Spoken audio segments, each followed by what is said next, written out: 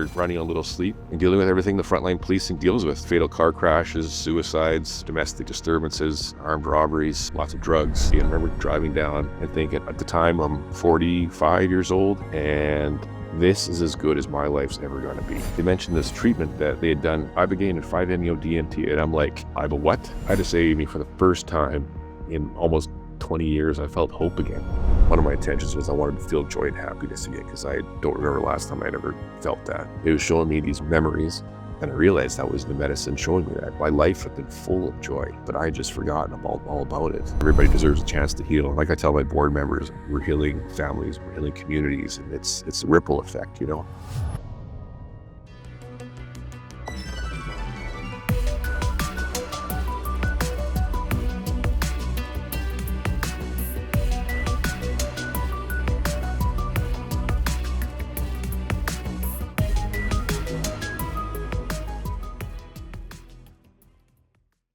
Ibogaine is a massive topic right now on shows like Sean Ryan and Joe Rogan. There's the Texas $50 million news story that's all over the internet right now for research around Ibogaine and how it can help heal those that need support for mental health issues and addiction issues. Well, Jeremy Hudec is my guest today, who's a former Canadian police officer. He's also the co-founder and CEO of Project LifeSpark, which is a nonprofit in Canada focused on Canadian military veterans and first responders.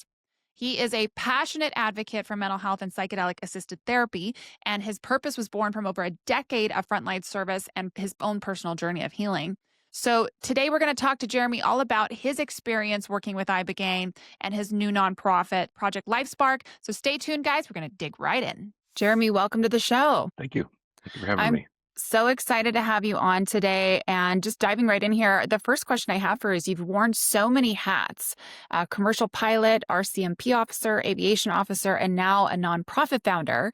Can you walk us through your early call to serve and how that shaped your path? Sure, you bet. I remember that when I was in probably my later teens, I just felt like I wanted to serve. I just felt like I needed to be a part of something bigger than me, that something that was more important than me.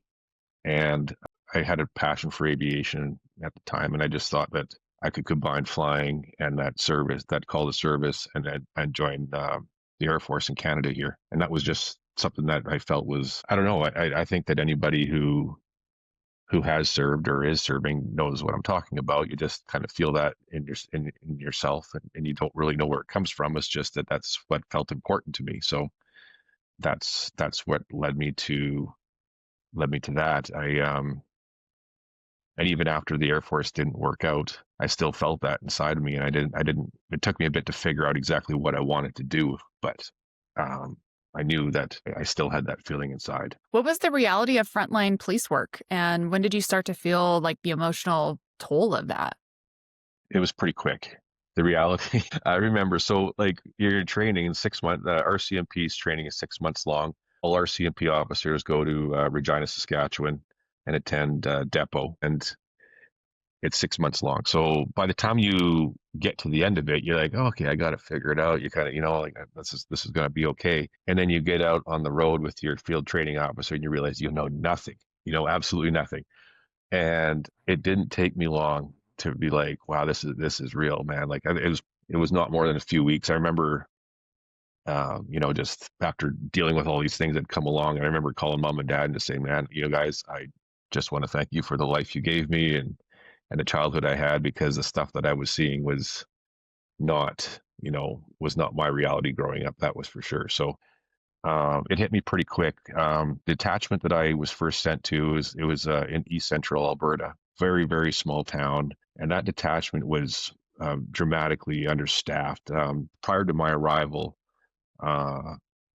the detachment commander had transferred out. Another member had quit. Another member was transferred out. Another member was there, but his wife was pregnant and having complications at the time. So we were having people just kind of come and fill in and kind of try to stopgap thing, but like there wasn't really anything being done. It was a lot of stacked files is what it was. And so I got there, and it was just me and my trainer for the first little bit, and then our new detachment commander came maybe a month or two later, and we were busy, man. We're just go, go, go. And when I wasn't working, I was on call. So there was like, it wasn't uncommon for us to go work our full, 8-hour shift and then come home for a few hours and the phone would ring and out the door you go again.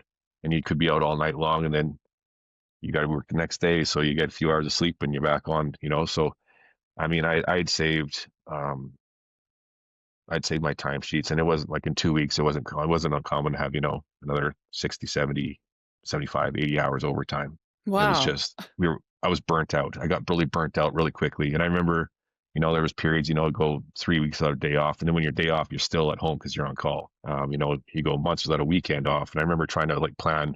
I had a troop mate that was in a detachment to the north of me. I remember trying to get together to visit. And he's like, well, my schedule says, the schedule says I have, 3, 4 days off here. And then I work. And I'm like, what do you mean you have days off? And he's like, well, the schedule says I work, Sunday, Monday, Tuesday, and then I have Thursday, Friday off, and then I'm back set. I'm like, and I distinctly remember looking at the schedule and being like, I don't have that. Like, that's not my reality. We just didn't, it wasn't possible. So, and, well, during that time, you're running a little sleep and dealing with everything the frontline policing deals with, fatal car crashes, suicides, domestic disturbances, armed robberies, assault with a weapon, lots of drugs, all the stuff that you deal with, that a frontline officer would deal with.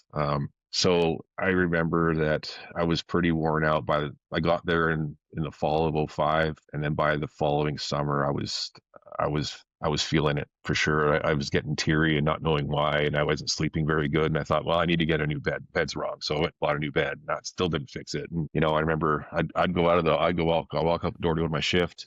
I'd hop in the car, I'd do my shift, and I'd come back, and I wouldn't remember a thing what I did. I wouldn't remember who I talked to, where I went, what I did. Like, and obviously my work suffered. Like, I mean, I thought I'm doing fine, but I wouldn't remember a thing.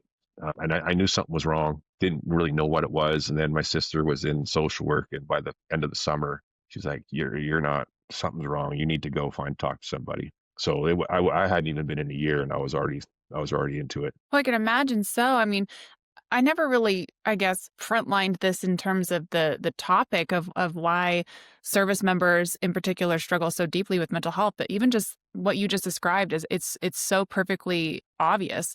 Just that burnout, like not sleeping, not having any time off. I mean, I think about this a lot for like troops overseas. Like they may get like a down day, but that day is not theirs. I mean, they can't leave the base. They can't go do what they want to do. They can't see their families, can't take a break. I mean, they truly are they still have to wear the uniform. Like they're locked into that 24/7, 365 days. And so it makes sense. I mean, wow. Like you don't too often hear about schedules like that, but that's exhausting. I mean, that's horrible.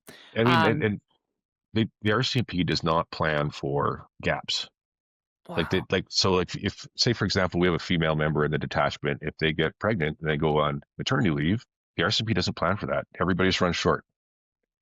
And they were having people come in and fill in here and there, but I mean, there were stacks of files on the floor that nothing had been done. I remember looking at it was just a simple stolen trailer. Somebody's holiday trailer had been stolen, and it was reported in, say the summers, like July, June of '05, and it was thrown in the stack. And by the time we actually got to it, like they're calling and say, hey, what's going on with my trailer? And we're digging through these stacks and nothing had been done.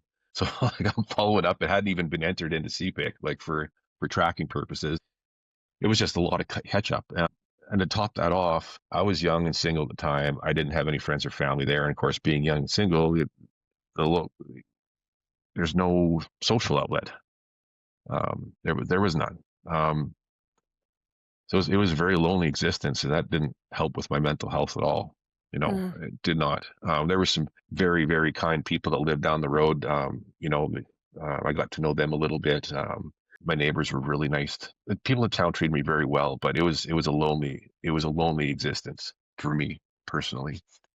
Was And there then a point where you were just like, "This is too much. Something has to change. Like I've got to do something about this more than getting a new bed." yeah, well, yeah, and it was my sister. It had nothing to do with me. I just would have toughed it out. I mean, I'd never heard of PTSD or anything like that before. And quite frankly, I mean, I definitely had PTSD, but I went back and they said I had depression, which is obviously a symptom of that. But, I was off for a while. It was more about like just medicating me and getting me back on the road. So like, Okay. I mean, I went off duty for maybe a month and a half, maybe 2 months, something like that. Then it was a graduated return to work, and then by Christmas time, I was back on the road and doing my thing again. But yeah, they just kind of drugged me up. There wasn't any sort of therapy to go along with that. There was a fellow that I went to see in a town or a city that was about 2 hours away, and I go out there on my days off to have a session with him. But it was more. I didn't really find anything beneficial with it, to be honest with you. It didn't really help. I mean, they weren't really diagnosing the I didn't really feel like they were hitting the source of the problem. It was just, try to get me back on the road, do your thing, right? So it took a while, and I mean, once I got back on the road, it was just medication and keep going, And we know that doesn't really work for a lot of people. Yeah, Wow. and then that was years, and like I did that for a few more years until I got to my next post, and then we had that would have been I got transferred in 2009, and it was 2010. It was spring of 2010. And I remember I went to a wellness call, and basically this lady had wanted to know about the status of her ex-boyfriend. And without getting too many details, we went there. He had tried to commit suicide, and we ended up saving his life. But I remember the next day walking into the office, I'm like, something's wrong. Like I just felt like a switch had gone in my head, and I didn't feel right again. I know I didn't feel right. And I just kind of worked through that for the next few weeks. And I remember calling my friends and just saying, I don't know, something's wrong. I don't feel right. I don't feel right. And eventually I contacted the force psychologist and had a meeting with her, and was taken off duty again. And this was kind of the cycle. I was off duty I went to the OSI clinic in Calgary here. It was that way for a few years until I got back on the road again. But it was just the cycle, it was just wasn't really properly diagnosed and properly treated, and how it's kind of how it worked out for me. A story that is just unfortunately so true for so many service members. And that leads me to my next question here. What led you to pursue psychedelic therapy, and what was happening in your life at the time where that even came into your orbit, especially given that you're a police officer?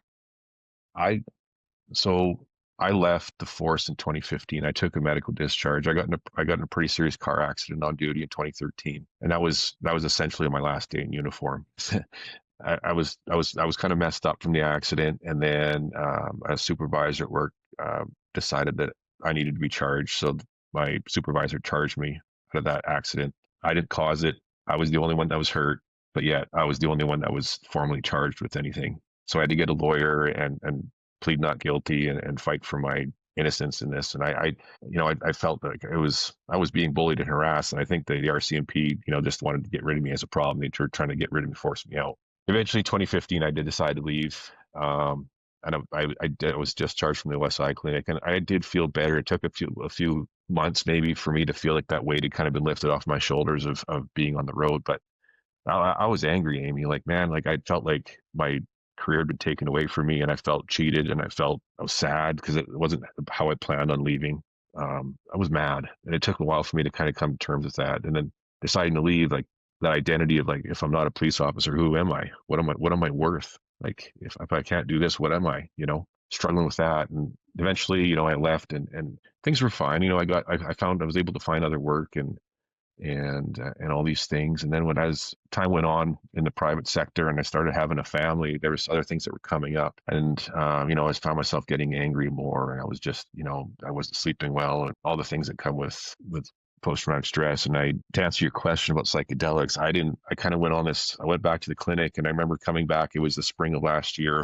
I was coming back from yet another ART or CBT session, and not really feeling any better. I remember coming down the hill because I live in the river valley, and I remember driving down and thinking, at the time I'm 45 years old, and this is as good as my life's ever going to be. And this sucks. Like, if I'm lucky, I have another 40 years left in the tank. And this is as good as my life is going to be. And it was deflating. to say the least. But I didn't know anything. I didn't know any better. I didn't know of anything else that could work. I just kind of was going through the motions because this is what I thought would eventually make me feel better. And I was getting frustrated. I was feeling hopeless, really, you know. And then I was listening to a podcast. I was listening to the Sean Ryan show, and he was interviewing an Army Ranger. And it was, they were just talking. And then in a sidebar conversation, it wasn't even the topic of the podcast. They mentioned this treatment that they had done. Oh, you went down to Mexico and did that? Yeah, I did that. Like I don't drink anymore, and I'm more present with my family. And it was the most amazing thing. And it didn't quite register with me at the time. I was just kind of let it go. They went back to the topic they were talking about, and on it went. A couple of days later, it's kind of stuck in my head. I'm like, I wonder what they were talking about. Like I should maybe try to find out what they were mentioning, what they were talking about there. So I went back to try to find it. And this podcast was like 5 hours long. Like, and it's like literally 15 seconds. Like, how am I going to find that? I couldn't find it. So I'm like, well, heck with this. I'll go on Twitter and I'll write him. I'll write Sean Ryan on Twitter. Maybe, at the very least, he doesn't get back to me. I'm no worse off than I was before. So I sat down, got on Twitter, and I'm like, hey, Sean, a little bit about me. This is who I am. This is, I was listening to your show. Yeah, I noticed you mentioned this treatment in Mexico. What was it? I'd like to look into that. Thanks. Keep up the good work. Whatever. Next day he gets back to me. I was stunned. Like, wow, okay, cool. He's like, hey man, it's called Ibogaine and 5-MeO-DMT. And I'm like, Ibo what? Never heard of it. I was like, what is this? So I'm like, thanks, appreciate it. Look into it. Yeah, so I started Googling, and I'm like, there was the Stanford study came up, and then there was a testimony from a SEAL in the Psychedelic Times, and then there was, the Mission Within that came up on Google. And then talking about Mexico and stuff like Mexico. I got Mexico. There's got to be some in Canada. So I'm looking, and man, couldn't find anything.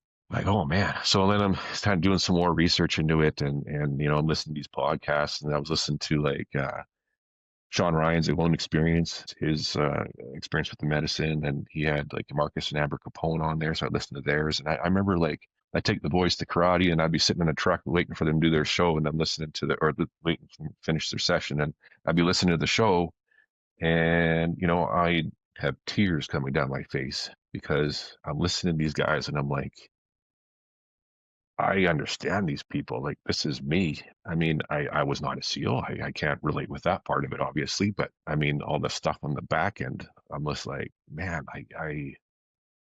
I get this. And I'm just like, so I'm like, all right, well, I'll look into it a little bit more. So I wrote the Mission Within, and I said, I noticed you guys are pretty geared to special operators. Like I'm just a police officer, I'm an ex-police officer, but have you treated police officer before? And if not, cool, but could you point me in the direction of someplace I could go? Because I think I'd like to look into this. And they got back to me like, yeah, no, we've treated first responders. If you want to book an intro meeting, please click here. And I'm like, whoa, that's a little fast for me. I'm just going to take this and just kind of sit on that for a bit. And I just kind of let it kind of simmer. And at the same time, I'm kind of sending stuff to my wife, letting her, not talking about it, but just like, hey, look at this, look at this, look at this. This went on for a few weeks.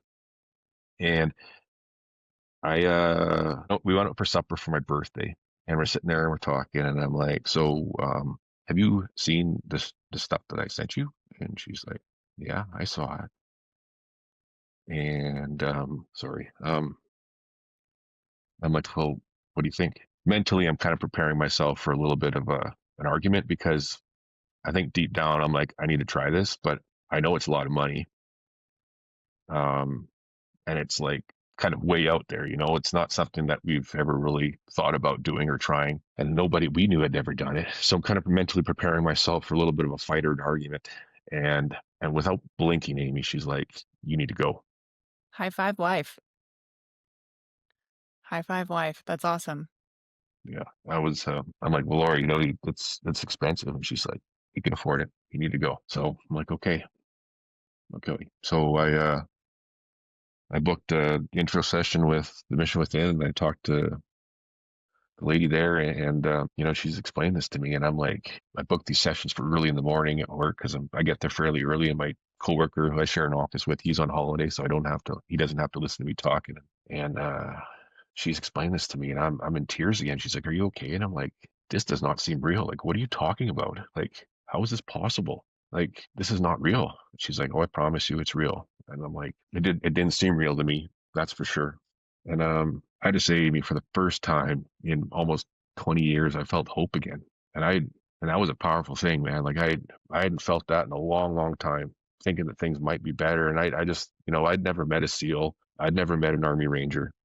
But I had to, these people, they're going and they're sending their friends and they're sending their teammates. And I'm like, they seem like no nonsense, no bullshit sort of individuals. So like, if there's got to be something to it, they wouldn't send people there if it didn't work.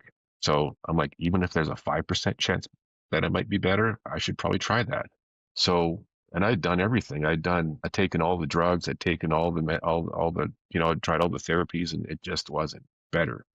You got to take, you got to get off the meds, and I've been on antidepressants for 18 years, I think, something at that point. And it was like last summer was horrific coming off of that stuff. I had no idea how potent those little pills are, and like I wasn't on it. I was only on 50 milligrams a day at the end of my time with them.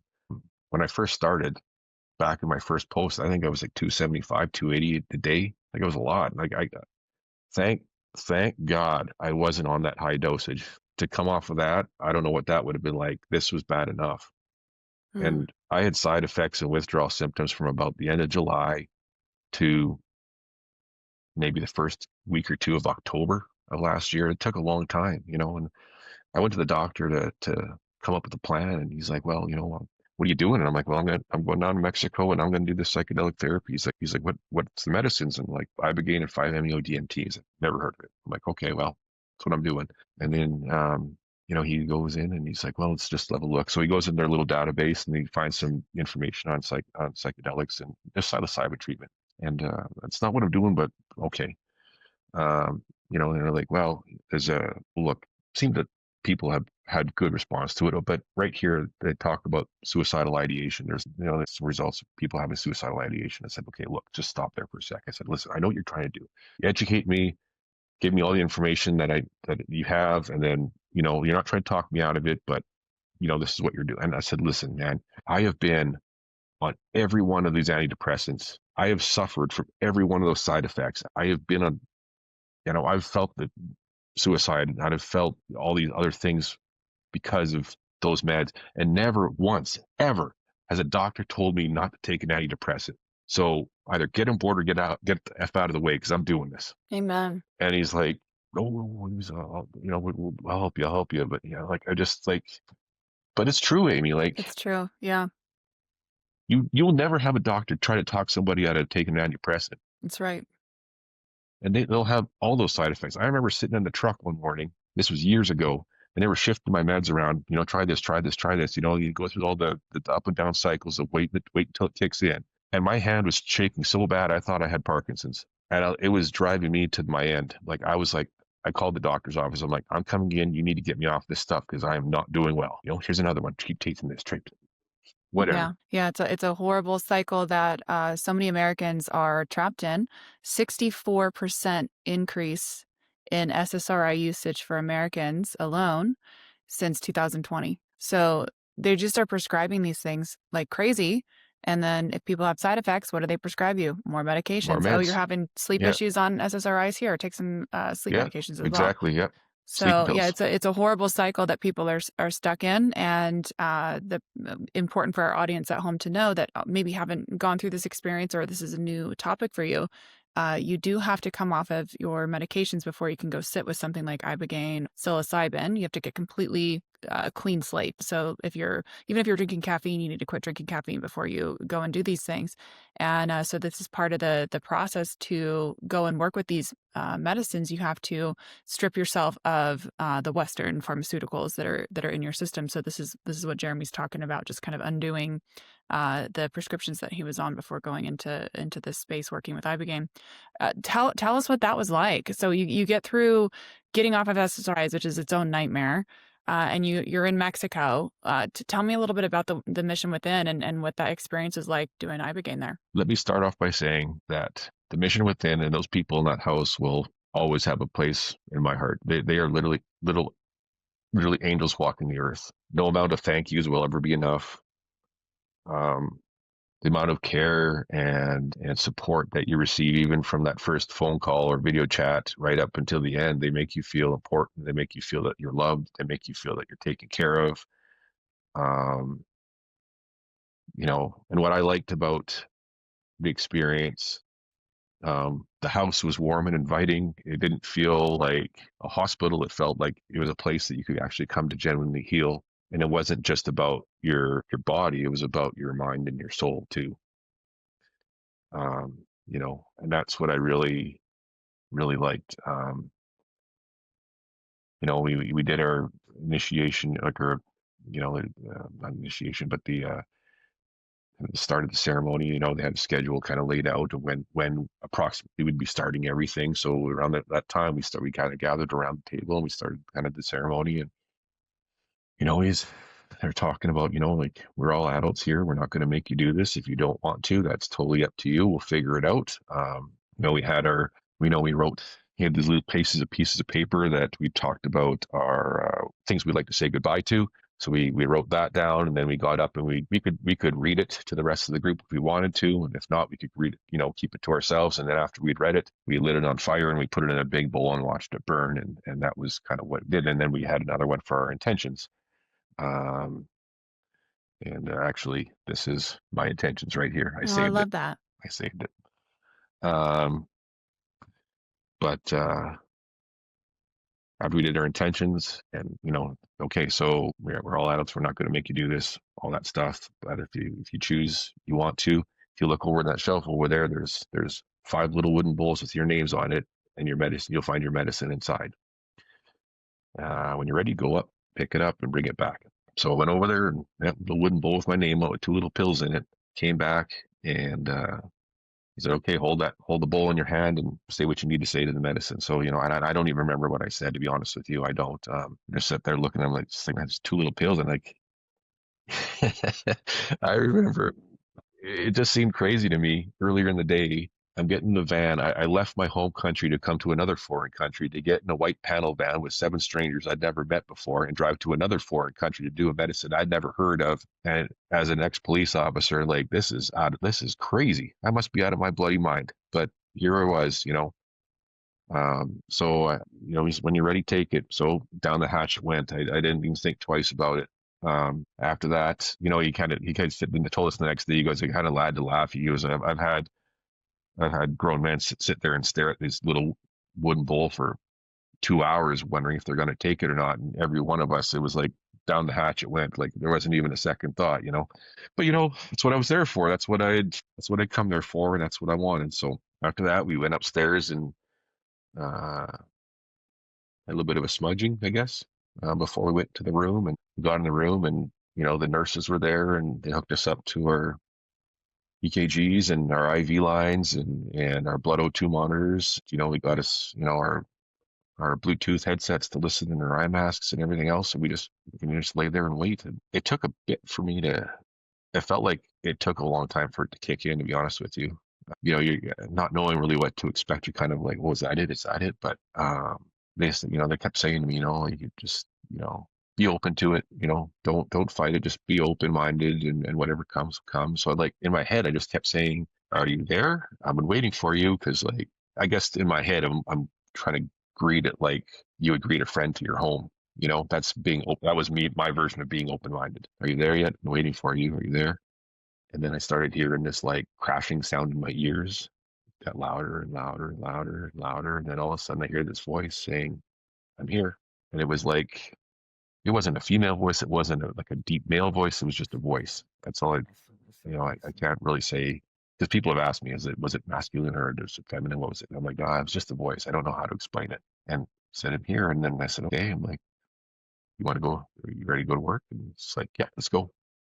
Off we went. It was kind of, it took me through the universe. I was flying by galaxies and stars and solar systems. And, like, I was whizzing by comets, and I could hear the ice behind the comets.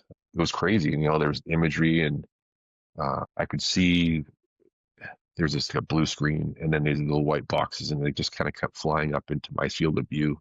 And each of those boxes, I could watch videos of my life, from like being just a little boy all the way up to my, present time. And, it was incredible. It was absolutely incredible. I had asked the medicine to show me one of my intentions was I wanted to feel joy and happiness again. Cause I don't remember last time I'd ever felt that. And it was showing me, I didn't really get it. But the next morning, it kind of clicked in my head, and it was showing me these movies, for lack of a better term, memories of me as a, 6-year-old boy or 7-year-old little boy. And I just remember it was a birthday party, and all my friends were gathered around the table, and just the look of pure joy in my face. Like I looked free and I looked happy and just present and in the moment. You know what I mean? And I realized that was the medicine showing me that my life had been full of joy. Um, but I had just forgotten all about it, and it just got buried with all the trauma and everything else that I didn't realize it. And yeah, that it was a reminder, and I had struggled. I felt guilt over the death of an individual in my first posting. It was a result of an investigation. He ended up committing suicide. And the morning I found out, I remember my detachment secretary had called me, waking me up because I'd been on nights the night before. She woke me up and she said, "You need to get up and go help so and so. So and so has been shot." My first thought was, "Oh my God, what did I do?" I'd felt responsible that this man had killed himself because of me, and I could never ever come to terms with that. I'd done a lot of therapy about that, and I felt guilty about it. I don't know why. It was just weighing on my mind and my soul so heavily. Um, and I asked the medicine about it, and it gave me some very, very, there's visuals, and with each visual, it was like a picture, and then I could hear gunshots, and then there were images of that day, and then that kind of went on for a while, and then I asked the medicine, "Am I responsible? Did I do that?" And then that all went away, and then there was these loud thundering booms, like the loudest thunder I'd ever heard in my life, in my ears, and these big red block letters, "No," with exclamation marks. And they just kept falling out. It's like they were falling down the sky in this black background. Just no, boom, no, boom. And it just kind of, driving home that no, I was not responsible for this man dying. And I mean, like deep down, I knew that, but it's like your heart and your mind can't reconcile with each other. And it's like the medicine made that connection for me, or helped to make that connection for me. This is kind of the stuff that went on all night, just working through stuff, and it was amazing. And I cried all of that Saturday morning. I remember crying and crying and crying. Just, it felt like hours. I just cried. But they were tears of joy. It wasn't sadness. It was joy. Like, it just felt like it was this huge, huge awakening or realization or something that things were better or could be better. I had some relief, or I'd been able to work through these things. It was amazing. It was incredible. Tell me about your 5-MeO journey. Ibogaine obviously is a 12-hour medicine, so different from a 5-MeO. And so for our audience at home that maybe this is the first time they're hearing about these medicines, it would be great to just lean in a little bit there and share about your experience Sure. working with that second medicine. I will admit there was a little bit of reservation because, like, after going through Ibogaine and like having an ataxia afterwards, not you're kind of walking like a deer on ice. At the day after, you're just really feel it everywhere. I didn't purge at all, but I still felt sick to my stomach. It was rough. So like, well, I'm going to do this again. And, our facilitator's like, no, no, no, like, this is much, much more gentle. It's a nice bookend. It's nothing like that. You could do the session and, an hour later you could drive if you had to. I'm like, okay, all right. And then like Ibogaine, we were all in the room together. 5-MeO, it was one at a time we went. So they gave us instructions and stuff. So like, there's like, okay, well, they kind of, because you inhale it basically essentially through a pipe, right? The vapor. And they said, okay, breathe in deeply. And like, if you're going to cough, if you start coughing, don't be surprised if you put your hand over your mouth and your nose to try to keep it in.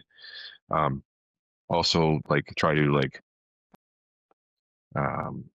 swallow the vapor into, because that helps make the experience more deep and meaningful. Also, when don't wait till like you're totally the experience is gone till you ask for another. So like hand signal for more. Try to keep the doses close together because that'll help to make the experience more deep and meaningful. Okay, cool. Went in, they got the bed set up there and they got, Kleenexes and the purge bucket and they have music playing in there and they have an eye mask. And so the first dose is a handshake, so it's not the strong dose. And then the second, third, or any consecutive doses will be your full dose. So I did the handshake, and it was incredible. It was incredible. I remember just feeling this like blanket of, I took it in and all the hate and the anger, the bitterness, all the trauma, the sadness, guilt, all those, the self-judgment, all that stuff, it just melted away and just like that. And I felt like all I felt was love and happiness and peace and joy and comfort. And I felt like I've been wrapped in this infinite blanket of love that just extended forever. It was such an amazing feeling that your mind and your body cannot process what you're experiencing. And all I could do was laugh and cry at the same time. And I remember just writhing on the mattress, just like, oh my God, I was laughing and crying and thank you so much, you guys. This is amazing. I love you. Thank you so much, And then I started thinking about my wife and my kids. And I remember just these screams and cries that seemed to come out of nowhere, Amy. I don't know where they came from, but there's deep screams, cries. And I just remember saying how sorry I was that I wasn't the dad that I should have been. And I wasn't the husband I should have been, and I'm crying, I'm screaming how sorry I was and how much I loved them and how much of a privilege it was to have them in my life. And I think that was because it was tough for me to feel present with them or engaged and happy with them because of all the stuff I was going through. And my wife would say, like, on the Jeremy we got on Friday afternoon after a few drinks was not the Jeremy we had on a Wednesday evening. And I'm, drinking, a weekend comes and I want to drink and be with my friends and feel that release. It made me feel like a selfish asshole, really, so I remember that being the dominant thing in my first intake, my first dose of the handshake. And I remember like it started wearing off and I'm screaming, I'm crying and, snotty blubbering mess. And I'm like, I'm not done. More. And I'm like breathing heavily. And I remember kind of like breathing fast and hard. And I remember just the other day, he put his big hand on my chest. He's like, dude, just breathe, man. Just breathe. And I was kind of like, okay, yeah. All right. Thanks. I kind of gave him a pat on the hand, saying thank you. And like, yeah, breathe.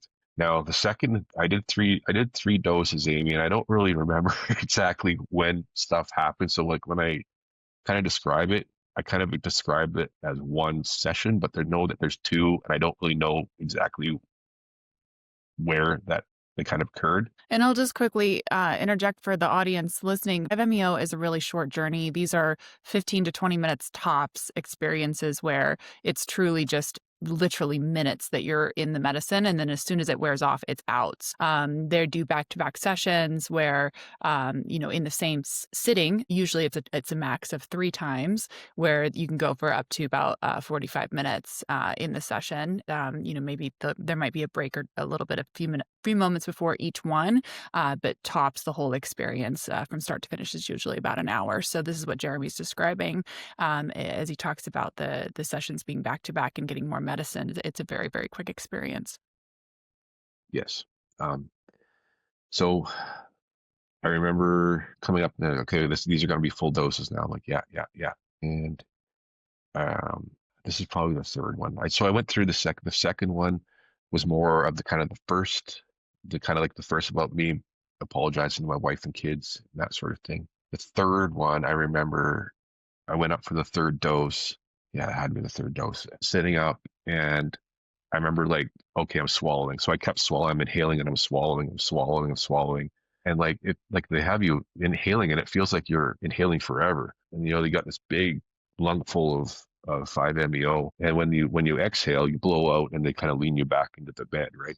So I remember sitting there and, you got your eye mask on and I kind of looked down. I happened to look down on my arm and my shoulder and I could see through my eye mask and my arm and my shoulder are like blowing away like dust in the wind. And I'm like, holy man, look at that, you know? And so then I'm coming, I lay down and into the mattress, and I kind of felt like it just kind of fell right through the mattress, and my hands kind of came up over my head like this. And my hands were spread out like this, and I felt like my bones are going to rip out of my skin. My fingers were spread apart so much, and it felt like there was just like I could feel this gunk kind of coming up out of my stomach, out of my chest, out through my arms, up through my hands, firing out. And it felt amazing, and I'm laughing and crying at the same time. And I can just feel it like this, and I'm just like, it's just firing out of my hands, and I'm like, oh my god, you guys, thank you so much, you know. And it felt like all that darkness and grossness was leaving me, and it stopped, and then my body just kind of folded up in on itself and just exploded into, like, it felt like billions and billions of particles. And I felt like I could be everywhere but nowhere. I was connected to everyone and everything. It's like you could feel like the roots holding the trees in the ground, and it's you know, it's swaying in the wind, and you know, like, you just felt amazing. And I, again, you feel like you're that infinite blanket of love. I remember thinking, this is heaven. You know, I must be in heaven. And that was the death of my ego, that explosion, you know. And I remember, like, laying there and feeling like I was being held in the hands of God Himself, being watched over and protected, and told that I was loved and all these things and had worth. And it was just incredible. Like, it was the most amazing feeling, you know. And I'm crying and laughing and all that stuff at the same time. And at some point, I'd taken my eye mask off, and my facilitator was sitting to the left of me, and he was a Navy SEAL. And I kind of said, I need you to look at me. And I put my hand around the back of his head, and I said, I need you to look at me. And he did. And I remember looking him in his eyes, and I said, listen, man, I said, I can't imagine the things that you witnessed, the friends that you lost, and everything that had you sacrificed for. But I said, I know your purpose, and I know why you're here. And I swear on the life of my wife and my children, if you ever need me, I will come, because I've waited 20 years to find you, and you gave me my life back. And I gave him the biggest hug I think I've ever given a grown man in my life. And I just cried and I cried, and I hugged him. It was like I had got my life back again, you know? Sorry. Powerful, powerful. And this is such a big message of hope for all of those other people out there that have been stuck in the rat race. Just like you mentioned, you had spent 18, 20 years on SSRI medications and in therapy and chasing, relief from how you were feeling. And I'm so happy for you that you're here. Me too. You know, that kind of passed. I remember I had a moment with God where I was screaming, yelling. I was angry. I was mad. I mean, I'm probably going to say some things that are like, they're not very nice. And I apologize every day when I'm praying for saying them, but I was like, you sanctimonious asshole, you telling me you love me, but you left me. Like, all I ever wanted to do was serve and help those that couldn't help themselves and be a part of something that was bigger than me. And I went and did that, and you left me. My soul was torn out. I bled. I've suffered all these things, and you left me. You know, like, you self-righteous asshole. Like, how could you do that? You know, I was screaming at the top. I'm sure the whole house heard me. I'm sure. Um, you know, and I'm banging the floor with my fist, and I'm like, but it wasn't just God I was mad at. It was myself. You know, it was the RCMP. It was the people that had wronged me. It was all those times that I'd wanted to give up. Just getting that out, you know. And you know, I kind of settled. I kind of settled down. I was pretty fired up. And facilitator said, you know, man, you're pretty jacked up. He's like, just, you know, I'd like what I'd like you to do is just put your eye mask back on, and just lay down, take some breaths, just relax. He goes, trust me. At this point, he could have told me to run off a cliff, and I would have done it. Okay. So I laid down, put my mask on, and I could still see through my mask. I look up in the air, and I see these little gray things. It looks like ash falling out of the sky. They're spinning like a leaf would have fallen off a tree, just doing that out of the air. One comes down and lands on my thigh. The other one comes down and lands on my chest. The other one comes and lands on my face. And it's like my body was like being put back together again, or my soul, or whatever that is. I had that. I felt that explosion. You know, everything getting let go. Mhm. Now I'm being rebuilt back up again. And it was just, I lay there and watched this for, well, it feels forever, but I mean, I'm sure it's only seconds or minutes. It doesn't, who knows? But watch these little gray flecks fall out of the sky. It was the most amazing feeling. And of course, then the session's over, and I sat up and took my eye mask off, and, you know, the more tears and everything else. And and just, looking out you looking out the window towards the ocean and the hills and the trees, and you're just like, the world looks a lot different now. Mm. And you're just thinking, how do you make sense of all that? How do you make sense of all that? Like I said, you can't. At the time I couldn't. I remember I tried journaling about it, and I think I got maybe 3 or 4 lines, and the last few lines were like, "Fuck, I don't know what to write. I'll do this later." Like, I it did, I just did kept me. the same thing. I was like, Yeah, I looked at everyone else and everyone else's journey, journaling after their journeys. And I'm like, should I be journaling right now? I don't even know if I could. Like, how do you no, explain this? you can't. How do you You write this can't. down? Yeah. And it took a while to be able to like even like it took a while to be able to even like talk about it and all these things. And I remember like sitting there having breakfast with the facilitator that morning, and I just started crying, and he's like, "Man, it's okay." And I'm like, "I don't know how to make sense of that." He's like, "You don't need to. You don't Yeah. need to." And then we left, and I remember like coming back to we got left to go back to the U.S. and I would text my wife and say, like we're on our way back to San Diego. I said, just I'm so full of gratitude and love and joy, and I'm more than okay. And I'll call you Powerful. when I get home. That's amazing. And obviously is the foundation of what you're working on today, which Hmm. is your incredible new nonprofit. So tell us about that. Obviously, this experience has led you to this path of wanting to provide access to so many others. So I'd love to share with the audience here, what you're working on now and how you're continuing to make an impact. When I got back, I knew that okay. I was like, man, we gotta sponsor somebody. We gotta try and help somebody else. Um, but it had to be someone of that individual's choosing, that my facilitator's choosing, because I felt indebted to him for everything that he had done for me. I felt indebted to him. So my wife and I, we did that. We sponsored another veteran to go through the program. Um, but I'd go for these walks in the morning with the dog and stuff, and I'm like, I've sat in countless groups therapy sessions with Canadian military veterans of Afghanistan, um, my fellow RCMP officers, and I've listened to stories of divorce, of suicide, of substance abuse, of PTSD, all these things. And I'm like, there are hundreds, if not thousands more like me out there. And either they don't know about it or they know about it and they can't afford to go.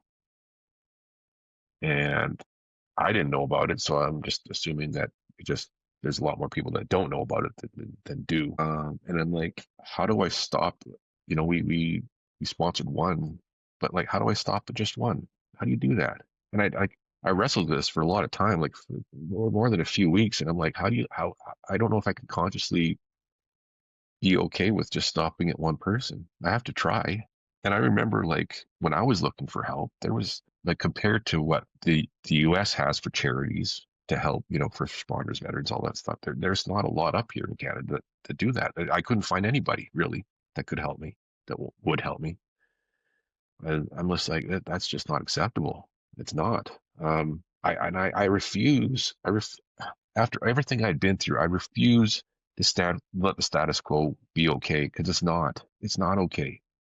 You know, SSRIs have their place, the therapy has its place, but there's always going to be individuals where that doesn't work. It's not enough. You're going to have treatment resistant PTSD and all these things, and SSRIs and the therapy. It's not going to get down to the root cause. It's not going to allow the individual to get down to those deeper issues that they need to look at. And I just refuse to let that be okay. Like it wasn't okay for me. How can it be okay for somebody else? So I'm like, well, if there's nobody else doing it, I guess that's me. I guess I got to do it. So I started Project LifeSpark, and it was I don't know the first thing about starting a nonprofit. It was a lot of reading and talking with people and just kind of learning as I go, and then I just started by kind of building the website, and I used I'm not ashamed to say it, and I told Amber this in Denver. I said, I met Amber Capone. I said, I used your guys' website as a template. I am not going to deny that. I used a lot of the charities that were out there in the U.S. to try and build mine, and that's what I did. I would say the biggest challenge I had was trying to find board members. Like I don't know anybody in this space in Canada.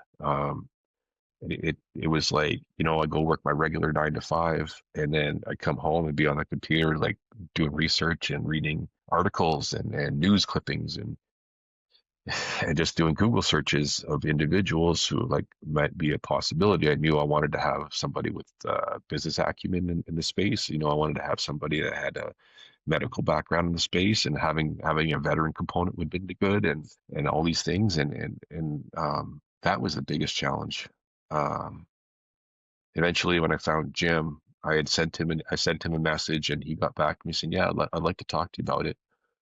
And once we had maybe an hour or two conversation on the phone, and you know, he's like, "Yeah, well, I'll come on board. I'd love to be part of this." So I felt like once I found that first board member, the other ones kind of fell into place fairly shortly after that. But it's been good. We were working on our charity status. It's a kind of a long, drawn out process. We have our lawyers working on that, but we are registered, incorporated nonprofit federally, and then we're registered with the province, so we can do business. But of course, we can't issue that tax receipt yet, which is an important thing. But to be able to bring that sort of healing to somebody else and let somebody else's family experience this, yeah, I can't tell you what that's going to feel like. I know how happy I was when that veteran that we sponsored texted me after his retreat and told me how he felt. That was an amazing feeling. It brought me to tears. Really, I had to sit down and take a breath, and it was just incredible. And to be able to bring that to somebody else was a really good feeling. I mean, everybody deserves a chance to heal. Like I tell my board members, it's important to remember we're not just healing individuals here. We're healing families, we're healing communities, and it's a ripple effect. It's a ripple effect. That's It's not right. just one person. What's the premise of your nonprofit? Is there a particular group that you're going to serve, or are you guys going to keep it fairly open, or what does that look like? We will service or support Canadian military veterans and first responders. We'll also extend it to the families, and so the spouses and adult children of veterans and first responders who have died in the line of duty. We'll also extend it to them as well. Wow, incredible. What are some ways that people can get involved and support you? What kind of resources and tools are you guys looking for right now for help to grow this and shift this? Right now, we need. Well, we're a nonprofit, so we'll always need money. We always need money. We need financial support to help to move the mission forward. We need publicity. We need to let people know that we're out there and that this is a real thing, and and it's available. To be perfectly honest with you, Amy, I don't know. I don't know what I don't know. So like I know like to have somebody who has expertise in fundraising would be very beneficial. I'm not a social media guy, so I mean that's going to be something I'm going to work on eventually. That's someone else is going to have to help me with that. But like we're very much in the early stages. We only went live at the end of May of this year, and we've done we've raised a little over $3,000 in the last month and a bit. So I mean it's a slow go, but I mean to send one person, it's on average about 11,000 Canadian to send one person to Mexico. So it's not a cheap undertaking, that's for sure. Yeah, and that's one of the big key components that I like to highlight for people is the current way that things are set up because it's not legal everywhere and because it's not covered by insurance at the moment. These are extremely expensive treatments. Now, granted, they work and they're quote unquote worth it. But instead of us spending so much money, thousands and thousands and thousands of dollars on talk therapy and SSRI medications and things that we just know doesn't treat and doesn't work for service members to help them with PTSD and depression and anxiety and things that affect them so significantly, where they can be stuck in these modalities for 10 plus years and not see any movement. We know that these things work. And so the legalization efforts are so critical right now, but also the cost. We have to keep in mind the cost. So when legislation comes up and when we're, to get these things on ballots and bills and vote on them, it's really important that we continue to emphasize like cost and accessibility is so key and critical to saving lives. And so these are really incredibly expensive things at the moment, and it's just another reason why we need to get them legalized so that they can be ran through insurance and made accessible and affordable for service members. And just like we say here in the US, we shouldn't have to send people outside of the country to get them the help that they need. So they shouldn't have to go to Mexico. And Americans shouldn't have to go to Mexico or Costa Rica or Peru or wherever to get these treatments. We should be able to get them on the soil that, our service members come from. So I really appreciate your supporting these service members in the interim of those things being legal and accessible for sure. If you had 2 minutes with Canadian health officials, Jeremy, what would you say to them? I would say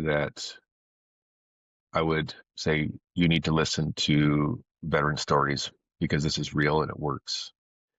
You know, this can be done responsibly, this can be done safely, and it works. And it can make a huge difference. Like we spend billions of dollars on veteran mental health and everything else. I mean, heck, Veterans Affairs will support medicinal marijuana, but they can't do this. Like that doesn't make any sense to me, you know?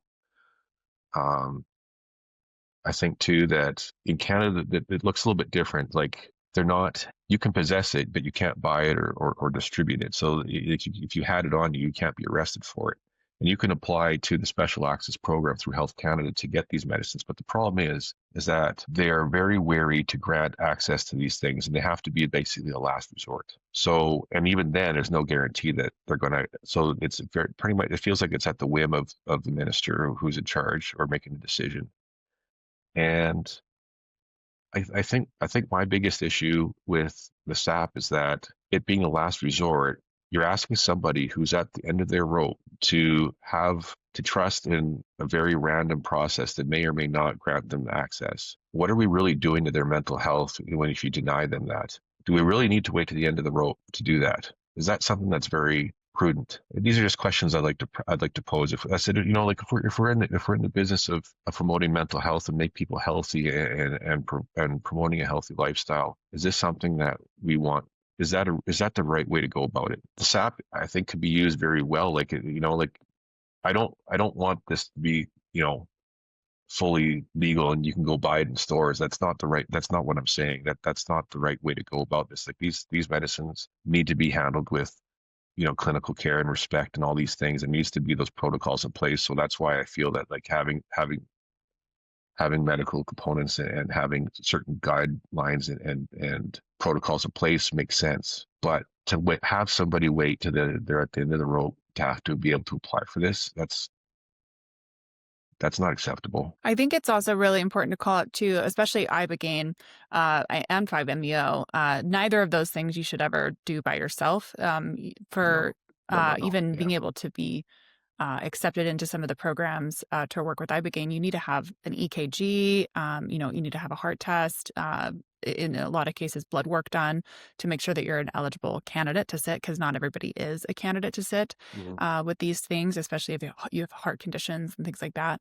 So these should never be taken alone. They should always be taken in professional environments with professional facilitators with medical oversight, just for the disclaimer for the show here. But yeah, I fully agree that we need to overhaul our legal systems in both the U.S. and Canada to allow these supportive things to happen in a much quicker manner than currently we have set up today.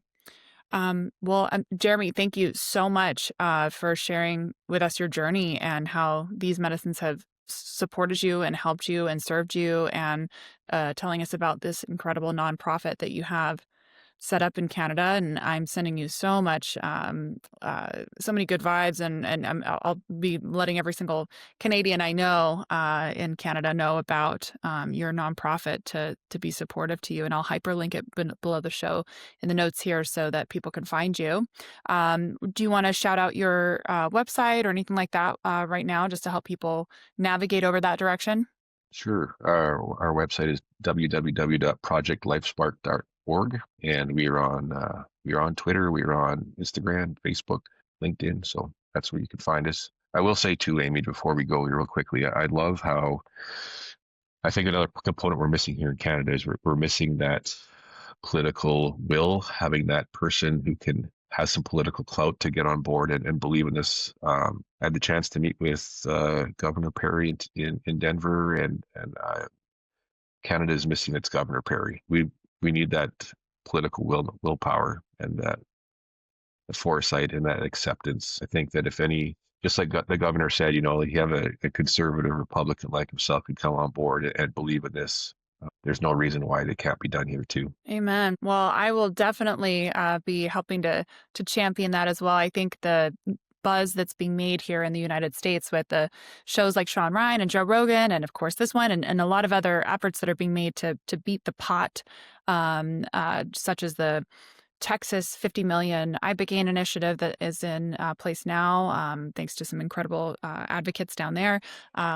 This will hopefully be heard by voices and great minds around the world that are key to make this is a part of an offering for mental health treatment in other nations and other states, so we can get our service members the help that they need and give them that hope and also just pat yourself on the back too. I mean, this is it's a big undertaking, and for someone to step up and help carry the baton forward to offer support and be a lighthouse for others, it's a big deal. And I appreciate it as a military veteran and someone that was lost and has been very, very similar in a journey that you have, stuck in the VA system for over 10 years with no relief. This effort means a lot to me.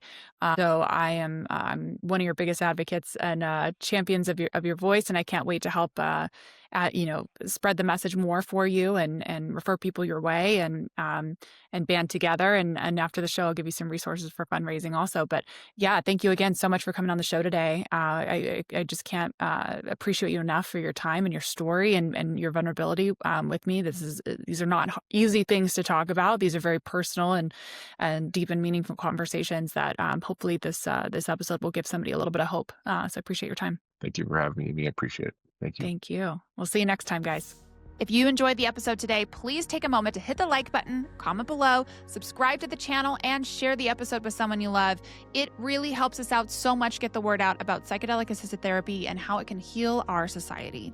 And consider taking a moment to head to Project LifeSpark and donate to Jeremy's nonprofit. This is going to help heal a veteran or hero in need of mental health support and give them hope. It means so much for your time today to listen to our episode. We appreciate it, and we'll catch you next time.